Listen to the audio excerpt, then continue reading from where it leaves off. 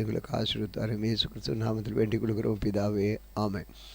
அன்பு நேயர்களே, இன்றைக்கு வாசிக்க வேண்டிய வேத பகுதி 1 ராஜாக்களின் புத்தகம் 5ஆம் அதிகாரம். சாலமோனை அவனுடைய பிதாவின் ஸ்தானத்தில் ராஜாவாக அபிஷேகம் பண்ணினார்கள் என்று தீருவின் ராஜாவாகிய ஈராம் கேள்விப்பட்டு தன் ஊழியக்காரரை அவனிடத்தில் அனுப்பினான். ஈரான் தாவீதுக்கு சகல நாட்களும் சிநேகிதனாக இருந்தான். அப்பொழுது சாலமோன் ஈரானிடத்தில் ஆட்களை அனுப்பி, என் தகப்பனாகிய தாவீதின் சத்துருக்களை கர்த்தர் அவருடைய பாதங்களுக்கு கீழ்ப்படுத்தி பலவும் அவர்கள் தம்மை சுற்றிலும் செய்த யுத்தத்தினாலே அவர் தம்முடைய தேவனாகிய கர்த்தருடைய நாமத்திற்கு ஆலயத்தை கட்ட அவருக்கு கூடாதிருந்து என்று நீர் அறிந்திருக்கிறேன். ஆனால் இப்பொழுதோ என் தேவனாகிய கர்த்தர் எங்கும் எனக்கு இளைப்பாறுதலை தந்தார், விரோதியும் இல்லை, இடையூறும் இல்லை.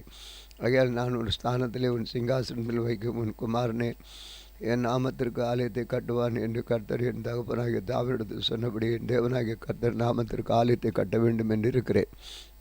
அதில் லீபனோனில் எனக்காக கேதுரு மரங்களை வெட்ட கட்டளையிடும் சீதோனியரை போல மரவெட்டு வேலை அறிந்தவர்கள் எங்களுக்குள்ளே ஒருவரும் இல்லை என்பது உமக்கு தெரியும். அதற்காக என் வேலைக்காரர் உம்முடைய வேலைக்காரரோடு இருப்பார்கள். அவர் சொல்வதில்லை, உம்முடைய வேலைக்காரரின் சம்பளத்தை உமக்கு கொடுப்பேன் என்று சொன்னார். ஈராம் சாலமோனின் வார்த்தைகளை கேட்டபொழுது மிகவும் சந்தோஷப்பட்டு அந்த ஏராளமான ஜனங்களை ஆளும்படி தாவீதுக்கு ஒரு ஞானமுள்ள குமாரனை கொடுத்து கர்த்தர் என்று ஸ்தோத்திரிக்கப்படுவாராக என்று சொல்லி ஈராம் சாலமோனிடத்தில் மனுஷரை அனுப்பி, நீர் எனக்கு சொல்லி அனுப்பின காரியத்தை நான் கேட்டேன். கேதுரு மரங்களையும் தேவதாரி மர விருட்சங்களையும் காகவும் உம்முடைய விருப்பத்தின்படியே நான் செய்வேன். என் வேலைக்காரர் லீபனோனில் இருந்து அவைகளை இறக்கி கடலிலே கொண்டு வருவார்கள். அங்கே நான் அவைகளை தப்பங்களாக கட்டி நீர் நியமிக்கும் இடத்துக்கு கடல் வழியாய் அனுப்பி அவைகளை அவிழ்த்து ஒப்புவிப்பேன். அங்கே நீர் அவைகளை ஒப்புக்கொண்டு என் ஜனங்களுக்கு ஆகாரம் கொடுத்து என் விருப்பத்தின்படி செய்ய வேண்டும் என்று சொல்ல சொன்னான். அப்படியே ஈராம் சாலமோனுக்கு வேண்டிய மட்டும் கேதுரு மரங்களை தேவதாரி விருட்சங்களை கொடுக்க கொண்டு வந்தான். சாலமோன் ஈராமின் அரண்மனைக்கு போஜனத்திற்காக 20,000 கோதுமையும் பிழிந்த கோதுமையும் 20 கல எண்ணெயும் கொடுத்தான். இப்படி சாலமோன் ஈராமுக்கு வருஷந்தரம் கொடுத்து வந்தான். கர்த்தர் சாலமோனுக்கு சொல்லியிருந்தபடி அவனுக்கு ஞானத்தை தந்துள்ளார். ஈராமுக்கும் சாலமோனுக்கும் சமாதானம் உண்டாயிருந்து இருவர் உடன்படிக்கை பண்ணி கொண்டார்கள். ராஜாவாகிய சாலமோன் இஸ்ரவேல் எல்லாரும் ஊழியத்திற்கு 30,000 அமைஞ்சு ஆட்களை பிடித்தார். அவர்கள் ஒவ்வொரு மாதத்துக்கு 10,000 பேரை மாற்றி மாற்றி லீபனோனுக்கு அனுப்பினார். அவர்கள் 1 மாதம் லீபனோன் 2 மாதம் தங்கள் வீடுகளில் இருப்பார்கள். அதோனிராம அந்த அமைஞ்சிய ஆட்களின் மேல் விசாரிப்புக்காரனாக இருந்தார். சாலமோனிடத்தில் சுமை சுமக்கிறவர்கள் 70,000 பேர், மலைகளிலும் மரம் வெட்டுகிறவர்கள் 80,000 பேரும். இவர்களை தவிர வேலையை விசாரித்து வேலையாட்களை கண்காணிக்கிறதற்கு தலைமையான விசாரிப்புக்காரர் 3,300 பேரும் இருந்தார்கள். வெட்டின கல்லால் ஆலயத்துக்கு அஸ்திவாரம் போட்ட பெரிதும் விலையேறப்பெற்றதுமான கற்களை கொண்டு வர ராஜா கட்டளையிட்டார். ஆலயத்தை கட்ட சாலமோனின் சிற்பாசாரிகளும் ஈராமின் சிற்பாசாரிகளும் கிபிலி ஊராரும் அந்த மரங்களையும் கற்களையும் வெட்டி ஆயத்தப்படுத்தினார்கள். அதிகாரம் 6. இஸ்ரவேல் புத்திரர் எகிப்து தேசத்திலிருந்து புறப்பட்ட 480 வருஷத்திலும் சாலமோன் இஸ்ரவேல் மேல் ராஜாவான 4ஆம் வருஷம் சீப் மாத 2ஆம் மாதத்தில் அவன் கர்த்தரின் ஆலயத்தை கட்டத் தொடங்கினான். சாலமோன் ராஜா கர்த்தருக்கு கட்டின ஆலயம் 60 முழ நீளமும் 20 முழ அகலமும் 30 முழ உயரமாக இருந்தது. ஆலயமாகிய அந்த மாளிகையின் முகப்பிலே அவன் கட்டின மண்டபம் ஆலயத்தின் அகலத்திற்கு சரியாக 20 முழ நீளமும் ஆலயத்திற்கு 20 முழ ஆலயத்துக்கு முன்னே 10 முழ அகலமாக இருந்தது. பார்வைக்கு குறுகி போகிற ஒடுக்கமான ஜன்னல்களை ஆலயத்திற்கு செய்வித்தான். அவன் தேவாலயத்தின் சுவரும் சந்நிதி ஸ்தான சுவருமாகிய ஆலயத்தின் சுவரில் அடுத்ததாக சுற்றுக்கட்டுகளை கட்டி அவைகளின் அறைகளை சுற்றிலும் உண்டாக்கினார். கீழே இருக்கிற சுற்றுக்கட்டு 5 முழ அகலமும் நடுவே இருக்கிற 6 முழ அகலமும் மூன்றாவதாக இருக்கிறது 7 முழ அகலமாக இருந்தது. அவைகளை ஆலயத்தினுடைய சுவர்களிலே தங்காதபடிக்கு ஆலயத்தை சுற்றிலும் புறம்பே ஒட்டு சுவர்களை கட்டுவிட்டார். ஆலயம் கட்டப்படுகையில் அது பணிதிருந்து கொண்டு வரப்பட்ட கற்களாலே கட்டப்பட்டது. ஆகையால் அது கட்டப்படுகிற சுத்திகள் வச்சிகள் முதலான எந்த இருப்பு ஆயுதங்களின் சத்தமும் அதில் கேட்கப்படவில்லை. நடு அறைகளுக்கு போகிற வாசற்படி ஆலயத்தின் வலது புறத்தில் இருந்தது. சுழற்படிகளில் நடு அறைகளிலிருந்து 3வது அறைகளுக்கும் ஏறுவார்கள். விதமாய் அவர்கள் ஆலயத்தை கட்டி கேதுரு மர உச்சிதங்களாலும் பலகைகளாலும் ஆலயத்தை மச்சுப்பாவினால் முடித்தான். அவன் 5 முழ உயரமான சுற்றுக்கட்டுகள் ஆலயத்தின் மேலெங்கும் கட்டுவித்தான். அவைகளை கேதுரு மரங்களால் ஆலயத்தோடு இணைக்கப்பட்டிருந்து. அப்பொழுது கர்த்தருடைய வார்த்தை சாலமோன் உண்டாயிற்று. அவர், நீ என் கட்டளையின்படி நடந்து என் நீதி நியாயங்களை நிறைவேற்றி என் கற்பனைகள் எல்லாம் நடந்து கொள்ளும்படிக்கு அவைகளை வைக்கொண்டால், நீ கட்டுகிற இந்த ஆலயத்தை குறித்து நான் உன் தகப்பனாகிய தாவீதுக்கு சொன்ன என் வார்த்தையை உன்னிடத்தில் நிறைவேற்றி இஸ்ரவேல் புத்திரன் நடுவிலே வாசம் பண்ணி என் ஜனமாகி இஸ்ரவேலை கைவிடாதிருப்பேன் என்றார். அப்படியே சாலமோன் ஆலயத்தை கட்டி முடித்தான். ஆலயத்தை சுவர்களில் உட்புறத்தை தளம் தொடங்கி சுவர்களின் மேல் சுவர் மட்டும் கேதுரு பலகைகளால் மூடி பிடிப்பட்ட உட்புறத்தை மரவேலையாக்கி ஆலயத்தின் தேவதார் விருட்சங்களையும் பலகைகளால் தளவரிசைப்படுத்தினார். தளவரிசை தொடங்க சுவர்களின் உயரம் மட்டும் ஆலயத்தின் பக்கங்களை தொடர்ந்திருக்கிற 20 முழ நீளமான மறைப்பையும் கேதுருவைகளால் உண்டாக்குற உட்புறத்தை மகா பரிசுத்தமான சந்ததி ஸ்தானமாக கட்டினான். அதன் முன்னில் இருக்கிற தேவாலயமாகிய மாளிகை 40 முழ நீளமாக இருந்தது. ஆலயத்தில் இருக்கிற தேவதார் மரங்களும் மொக்குகளும் மலர்ந்த பூக்களும் சித்திரவேலை இருந்த பார்வைக்கு ஒரு கல்லாகிலும் காணப்படாமல் எல்லாம் கேதுரு மரமாக இருந்தது. கர்த்தருடைய உடன்படிக்கை பெட்டியை வைக்கிறதுக்கு ஆலயத்துக்குள்ளே சந்ததி ஸ்தானத்தில் ஆயத்தப்படுத்தினான். சந்ததி ஸ்தானம் முன்புறம் மட்டும் 20 முழ நீளமும் 20 முழ அகலமும் 20 முழ உயரமாக இருந்த அதை பசும்பொன் தகட்டால் மூடினான். கேதுரு மர பலிபிடத்தை அப்படியே மூடினான். ஆலயத்தின் உட்புறத்தை சாலமோன் பசும்பொன் தகட்டால் மூடி சந்நிதி ஸ்தானத்தின் மறைப்புக்கும் போன சங்கிலிகளை குறுக்கே போட்டு அதை பொன் தகட்டால் மூடினான். இப்படி ஆலயம் முழுவதும் கட்டித்தீரும் மட்டும் அதன் ஆலயம் முழுவதையும் பொன் தகட்டால் மூடி சந்நிதி ஸ்தானத்திற்கு முன்பாக இருக்கிற பலிபிடத்தை முழுவதும் பொன் தகட்டால் மூடினான். சந்நிதி ஸ்தானத்திலே ஒலிவ மரங்கள் 2 கேருபீன்களை செய்து வைத்தார்கள். ஒவ்வொன்றும் 10 முழ உயரமாக இருந்து கேருபீனுக்கு இருக்கிற ஒரு சட்டை 5 முழமும் கேருபீன்களின் மற்ற சட்டை 5 முழமும். இப்படி ஒரு சட்டையின் கடைசி மட்டும் மற்ற சட்டைக்கு கடைசி மட்டும் 10 முழமாக இருந்தது. மற்ற கேருபீனும் 10 முழமாக இருந்தது. 2 கேருபீன்கள் ஒரே அளவும் ஒரே திட்டமாக இருந்தது. ஒரு கேருபீன் 10 முழ உயரமாக இருந்தது. மற்ற கேருபீன்கள் அப்படி இருந்தது. அந்த கேருபீன்களை உள்ள ஆலயத்திலே வைத்தான். கேருபீன்களின் சட்டைகள் விரித்திருந்தால் ஒரு கேருபீன் சட்டை ஒரு பக்கத்து சுவரிலும் மற்ற கேருபீன் சட்டை பக்கத்து சுவரிலும் தொடத்தக்கதாக இருந்தது. ஆலயத்தின் நடுமையத்தில் அவைகளின் சட்டைகள் ஒன்றோடொன்று தொடத்தக்கதாக இருந்தது. அந்த கேருபீன்களை பொன்தகட்டால் மூடினான். ஆலயத்தின் சுவர்களை எல்லாம் அவன் சுற்றிலும் உள்ளும் புறம்புமாக கேருபீன்களும் பேருந்துகளும் மலர்ந்த பூக்களும் மனசுத்திரங்களும் கொத்து வேலைகளும் ஆக்கினான். உள்ளும் புறம்புமாக இருக்கிற ஆலயத்திலே தளவரிசையும் பொன்தகட்டால் மூடினான். அந்த சன்னிதானத்தின் வாசலுக்கு ஒலிவ மரங்கள் 2 கதவுகளை செய்தான். மேல் கட்டும் இலைகளும் மரப்பின் அளவுக்கு 5 ஒரு பங்கு இருந்தது. ஒலிவ மரமான அந்த 2 கதவுகள் அவன் கேருபீன்களுக்கு பேருந்துகளும் மலர்ந்த பூக்களும் நட்சத்திரங்களை செய்து அந்த கேருபீன்களிலும் பேருந்துகளிலும் பொன் பதியத்தக்க பொன்தகட்டால் மூடினான். இப்படி தேவாலயத்தின் வாசலுக்கும் ஒலிவ மர நிலைகளுக்கும் செய்தான். அது சுவர் அளவில் 4 பங்காக இருந்தது. அதன் 2 கதவுகளும் தேவதாரி பலகைகளால் செய்யும்படிக்கு இருந்தது. ஒரு கதவுக்கு 2 மடிப்பு பலகைகளும் மற்ற கதவுக்கு 2 மடிப்பு பலகைகளும் இருந்தது. அவைகளுக்கு கேருபீன்களும் பேருந்துகளும் அலர்ந்த பூக்களுமான சித்திர வேலையை செய்து சித்திரங்களுக்கு சரியாக செய்யப்பட்ட பொன்தகட்டால் அவைகளை மூடினான்.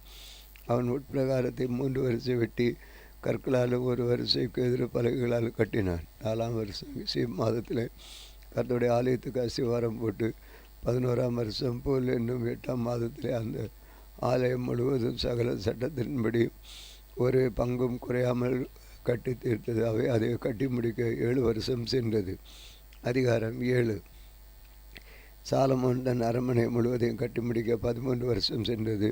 அவன் லீபனோன் வனம் என்னும் மாளிகையும் கட்டினான். அது 100 முழ நீளமும் 50 முழ அகலமும் 30 முழ உயரமாக இருந்தது. அதை கேதுரு மர உத்திரங்களால் பாவப்பட்டு கேதுரு மரங்களின் 4 வரிசைகளின் மேலும் கட்டினான். ஒவ்வொரு வரிசைக்கு 15 தூண்களாக 45 தூண்களின் மேல் வைக்கப்பட்ட உத்திரங்களின் மேல் கேதுருக்களால் மச்சுப்பாவி இருந்தது.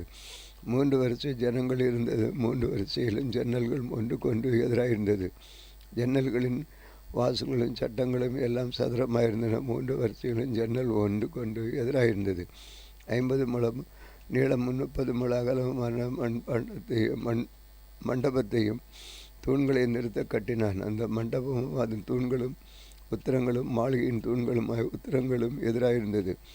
தான் இருந்த நியாயம் தீர்க்கிற இதற்கு நியாயசனம் போட்டிருக்கும் ஒரு நியாய விசாரணை மண்டபத்தையும் கட்டி அதன் ஒரு பக்கம் துவைக்கு மறுபக்கம் மட்டும் கேதுரு பலகைகளால் தளவரிசைப்படுத்தினான். அவன் வாசம் பண்ண அவனுடைய அரண்மனை மண்டபத்துக்குள்ளே அநேக மாறிய செய்யப்பட்ட வேறொரு மண்டபம் இருந்தது. சாலமோன் விவாகம் பண்ண பார்வன் குமார்த்திக்கும் அந்த மண்டபத்துக்கு ஒரு மாளிகையை கட்டுவிட்டான். இவைகளெல்லாம் உள்ளும் புறம்பும் அசிவார் முதல் திறனைகள் மட்டும் வெளியே இருக்கும் பெரிய முட்டம் வரைக்கும் அளவுபடி வெட்டி வாளால் அறுக்கப்பட்ட வெளியேறப்பட்ட கற்களால் செய்யப்பட்டது. அசிவாரம் 10 முழ கற்களும் 8 முழ கற்களுக்குமாய் வெளியேறப்பட்ட பெரிய கற்களாக இருந்தது. அதன் மேல் உயர அளவுபடி பணிப்படுத்தின வெளியேறப்பட்ட கற்களும் கேதுரு மரங்களும் வைக்கப்பட்டிருந்தது.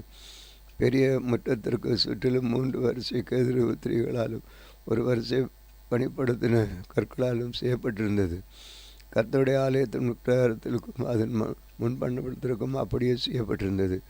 ராஜாவாகிய சாலமோன் ஈராம் என்னும் ஒருவனை தீருவிலிருந்து அழைப்பித்தான்.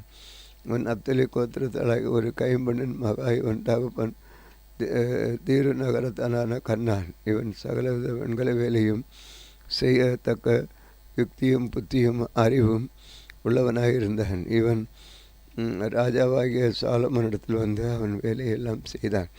2 வெண்கல தூண்களை உண்டாக்கினான். ஒவ்வொரு தூண் 18 முழ உயரமும் ஒவ்வொரு தூணின் சுற்றுப்புற 12 முழ நூலளவுமாயிருந்தது.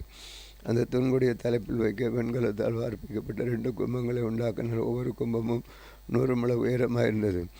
தூண்குடைய முலையின் மேல் உள்ள கும்பங்களும் வலை போன்ற பின்னல்களும் சங்கிலி போன்ற தொங்கல்களும் ஒவ்வொரு கும்பத்திற்கும் எவ்வேளாக இருந்தது. தூண்களை பண்ணின விதமாவது தலைப்பின் மேலுள்ள கும்பங்களையும் மூடும்படிக்கு கும்பங்கள் ஒவ்வொன்றுக்கும் பின்னலின் மேல் சுற்றிலும் 2 வரிசை மாதளம் பழங்களை செய்வித்தான். மண்டபத்தின் முன்னிருக்கும் அந்த தூண்களுடைய தலைப்பின் மேலுள்ள கும்பங்கள் லீலி புஷ்பங்கள் வேலையும் 4 முழ உயரமாக இந்த 2 தூண்களின் மேலுள்ள கும்பங்களிலே செய்யப்பட்ட பின்னலுக்கு அருகே இருந்த இடத்தில் விம்பிய 200 மாதுளம் பழங்கள் வரிசைகள் சுற்றிலும் இருந்தது. மற்ற கும்பத்திலும் அப்படியே இருந்தது. அந்த தூண்களை தேவாலய வாசல் மண்டபத்தில் நிறுத்தினான். அவன் வலது புறத்தில் நிறுத்தின அவனுக்கு பாடு என்றும் யாகின் என்றும் இடதுபுறத்தில் நிறுத்தின தூணுக்கு போவாஸ் என்றும் பெயரிட்டான். தூண்களுடைய சிகரத்தில் லீலி புஷ்ப வேலை செய்யப்பட்டிருந்தது. இவ்விதமாக தூண்களின் வேலை முடிந்தது. வெண்கல கடல் என்னும் தொட்டியையும் வார்ப்பித்தான். சுற்றிலும் சக்கரகாரமான அதனுடைய ஒரு விளிம்பு தொடங்கி மது விளிம்பு மட்டும் அகலம் 10 முழம் உயரம் 5 முழ சுற்றலும் 30 முழ நீளமாக இருந்தது. அந்த கடல் தொட்டியை சுற்றிலும் விளிம்புக்கு கீழே அதை சுற்றிலும் மொக்குகள் ஒவ்வொரு முகத்திற்கு 10 செய்யப்பட்டிருந்தது. வார்க்கப்பட்ட அது மொக்குகளின் வரிசைகள் 2 தொட்டியோடு ஒன்றாக வார்க்கப்பட்டிருந்தது. அது 12 ரிஷபங்களின் மேல் நின்றது. அவைகள் 3 வடக்கையும் 3 தெற்கையும் 3 மேற்கிழக்கையும் நோக்கி இருந்தது. கடல் தொட்டி ரிஷபங்களின் மேலாகவும் அவைகளின் பின்புறங்கள் எல்லாம் உள்ளதாகவும் இருந்தது. அதன் கனம் 4 விரற்கடையும் அதன் விளிம்பு பானபாத்திரத்தின் விளிம்பு போலவும் லீலி புஷ்பம் போலவும் இருந்தது. அது 2000 குடம் தண்ணீர் பிடிக்கும். 10 வெண்கல ஆதாரங்களையும் செய்தான். ஒவ்வொரு ஆதாரம் 4 முழ நீளமும் 4 முழ அகலமும் 3 முழ உயரமும் இருந்தது. அந்த ஆதாரங்களின் வேலைப்பாடுகள் என்னவென்றால் அவைகளுக்கு சவுக்குகள் உண்டாயிருந்தன. சவுக்குகளோ சட்டங்களின் நடுவில் இருந்தது. சட்டங்களுக்கு நடுவில் இருக்கிற அந்த சவுக்குகளில் சிங்கங்களும் காளைகளும் கேதுருபீன்களும் சட்டங்களுக்கு மேலாக ஒரு திறனையும் சிங்கங்களுக்கு மேலாக காளைகளும் கீழாக சாய்வான வேலைப்பாடுள்ள 5 ஜலதாரைகளும் அதனுடைய இருந்தது. ஒவ்வொரு ஆதாரத்திற்கு 4 வெண்கல உருளையும் வெண்கல தட்டுகளுக்கு அது 4 கோடிகளுக்கு அச்சுகளும் இருந்தது.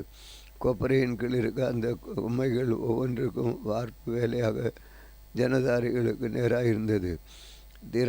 திறனைகளுக்குள்ளான அதன் வாய்ப்பு மேலாக ஒரு முழாமன் உயர்ந்திருந்தது. அதன் வாய் 1.5 முழ சங்காரகார சக்கரகாரமும் தட்டையும் சக்கரகாரமும் தட்டையும் அதன் வாயின் மேல் சித்திரங்களும் செய்யப்பட்டிருந்தது. அவைகளின் சவுக்குகள் விருத்தமாயிராமல் சதுரமாயிருந்தது. அந்த 4 உருளைகளின் சவுக்குகளும் கீழ் உருளைகளின் அவர்கள் ஆதாரத்திலும் இருந்தது. ஒவ்வொரு உருளை 1.5 முழை உயரமாயிருந்தது. உருளைகளின் வேலை ரதத்தின் உருளைகளின் வேலைக்கு ஒத்திருந்தது. அவைகளை அச்சுகளும் சக்கரங்களும் வட்டங்களும் கம்பிகளும் எல்லாம் வார்ப்பு வேலையாயிருந்தது. ஒவ்வொரு ஆதாரத்தினுடைய 4 கோடிகளும் ஆதாரத்திலிருந்து புறப்படுகிற 4 கொம்மைகள் இருந்தது. ஒவ்வொரு ஆதாரத்தின் தலைப்பிலும் 1/2 முழ உயரமான சக்கரகாரமும் ஒவ்வொரு ஆதாரத்தினுடைய தலைப்பின் மேலும் அதிலிருந்து புறப்படுகிற அதன் கைப்பிடிகளும் சவுக்குகளும் இருந்தது. அவைகளில் இருக்கிற கைப்பிடிகளுக்கும் சவுக்குகளுக்கும் இருக்கிற சத்துவங்களில் கேருபீன்கள் சிங்கங்கள் பேருந்துகளுடைய சித்திரங்களை தீர்த்திருந்தார்கள். சுற்றிலும் ஒவ்வொன்றிலும் ஜலதரைகளிலும் இருக்கும் இடங்களுக்கு தக்கதாய் செய்தான். இந்த பிரகாரமாக அந்த 10 ஆதாரங்களையும் செய்தான். அவைகள் எல்லாரும் ஒரே வார்ப்பும் ஒரே அளவும் ஒரே வித கொத்து வேலையுமாயிருந்தது. 10 வெண்கல கொப்பரைகளையும் உண்டாக்கினான். ஒவ்வொரு கொப்பரையும் 40 குடம் பிடிக்கும். 4 முழ அகலமான ஒவ்வொரு கொப்பரையும் அந்த 10 ஆதாரங்களில் ஒவ்வொன்றின் மேலும் வைக்கப்பட்டிருந்தது. 5 ஆதாரங்களை ஆலயத்தின் வலது புறத்தில் 5 ஆதாரங்களை ஆலயத்தின் இடது புறத்திலும் வைத்தான். கடல் தொட்டிய கிழக்கில் ஆலயத்தின் வலது புறத்திலே தெற்குக்கு நேராக வைத்தான். பின்பு ஈராம் கொப்பரைகளையும் சாம்பல் எடுக்கிற கரண்டிகளையும் கலங்களையும் செய்தான். இவ்விதமாக ஈராம் கர்த்தருடைய ஆலயத்துக்கு ராஜாவாகிய சாலமோனுக்கு செய்ய வேண்டிய எல்லா வேலையும் செய்து முடித்தான். அவைகள் என்ன 2 தூண்களும் 2 தூண்களுடைய முனையின் மேலும் இருக்கிற 2 உருண்டை கும்பங்களும் தூண்களுடைய முனையின் மேல் இருக்கிற 2 உருண்டை கும்பங்களும் மூடும் 2 வலைப்பின்னல்களும் தூண்கள் மேலுள்ள 2 உருண்டை கும்பங்களை மூடும்படி ஒவ்வொரு வலைப்பின்னலும் 12 வரிசைகள் மாதுளம் பழங்களும் 2 வலைப்பின்னல்களுக்கு 400 மாதுளம் பழங்களும் 10 ஆதாரங்களின் வயிற்று 10 கொப்பரைகளும் ஒரு கடல் தொட்டியின் இருக்கிற 12 ரிஷபங்கள் கீழ் இருக்கிற 12 ரிஷபங்களும் செப்பு சட்டிகளும் சாம்பல் கரண்டிகளும் கலங்களும் செய்தான். கர்த்தருடைய ஆலயத்துக்காக ராஜாவாகிய சாலமோனுக்கு ஈராம் செய்த இந்த எல்லா பனிமுட்டுகளுக்கும் சுத்தமான வெண்கலமாயிருந்தது. யோர்தானுக்கு அடுத்த சமனான பூமியிலே சுக்கோத்துக்கும் சார்தானுக்கும் நடுவே களிமண் தரையிலே ராஜாவைகளை வார்ப்பிட்டான். இந்த சகல பனிமுட்டுகளின் வெண்கலமும் மிகவும் ஏராளமாயிருந்தபடியால் சாலமோன் அவைகளை நிறுத்தவில்லை. அதனுடைய நிறை இவ்வளவென்று ஆராய்ந்து பார்க்கவும் பின்னும் கர்த்தருடைய ஆலயத்துக்கு தேவையான பனிமுட்டுகளை எல்லாம் சாலமோன் உண்டாக்கினார். அவையாவன பொன் பலிபீடத்தையும் சமூக தப்பங்களையும் வைக்கும் பொன் மேஜையும் சந்திதி ஸ்தானத்துக்கு முன்பாக வைக்கும் பசும்பொன் விளக்கு தண்டு வலது புறமாக 5 இடது புறமாக 5 பொன்னான அதன் பூக்களோடும் விளக்குகளோடும் கத்திரிகளோடும் கூட உண்டாக்கினான். பசும்பொன் கிண்ணங்களையும் வெட்டு கத்திகளையும் கலயங்களையும் தூப கலங்களையும் மகா பரிசுத்தமான உள்ள ஆலயத்தினுடைய கதவுகளின் பொன்னான முளைகளையும் தேவாலயங்களின் ஆலயத்து முளைகளையும் தேவாலயமாகிய மாளிகை கதவுகளின் பொன்னான மூளைகளையும் செய்தான். விதமாய் ராஜாவாகிய சாலமோன் கர்த்தருடைய ஆலயத்துக்காக செய்த வேலைகளெல்லாம் முடிந்து அப்பொழுது சாலமோன் தன் தகப்பனாகிய தாவீது பரிசுத்தம் பண்ணும்படி நேர்ந்து கொண்ட வெள்ளியையும் பொன்னையும் பனிமுட்டுகளையும் கொண்டு வந்து கர்த்தருடைய ஆலயத்தின் பொக்கிஷங்களில் வைத்தான். ஆம், வாசிக்க வேண்டிய வாசித்து ஜெபிப்போம்.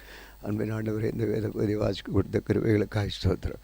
உம்முடைய நாமம் மைப்பட்டும் இயேசு கிறிஸ்து நாமத்தில் கேட்கிறோம் பிதாவே, ஆமேன். இந்த நாளில் எங்களுக்கு விரோதமாய் கிரியை செய்கிற சகல அந்தகார வல்லமையின் ஆவிகளை நான் சொன்ன இயேசு கிறிஸ்து நாமத்தில் கடிந்து கட்டுகிறோம். ஆமேன், ஆமேன்.